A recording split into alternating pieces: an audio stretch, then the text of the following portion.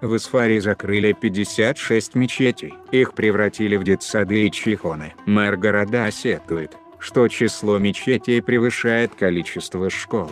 В городе Исфара Сагдийской области в 2018 году была прекращена деятельность 56 мечетей, которые работали незаконно, без разрешения, а некоторые попросту не соответствовали санитарным нормам, заявил сегодня журналистам на пресс-конференции председатель города Сиджаудин Саламзода.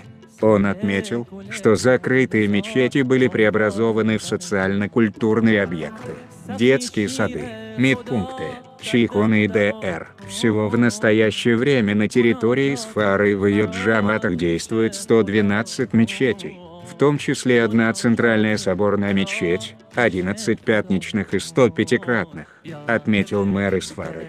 Он также сообщил журналистам, что сейчас на территории города количество мечетей превышает количество учебных учреждений. Сегодня на территории города действует 85 общеобразовательных школ, где обучением охвачены 48 тысяч учащихся. Здание 3 школ в городе находится в аварийном состоянии. Также в городе действует 30 дошкольных учреждений. И, к сожалению, нет ни одного частного детсада. Мы принимаем все меры по строительству новых школ и детсадов, отметил градоначальник. На 1 января 2019 года население города Исфары и его 12 джаматов составило 268 тысяч человек.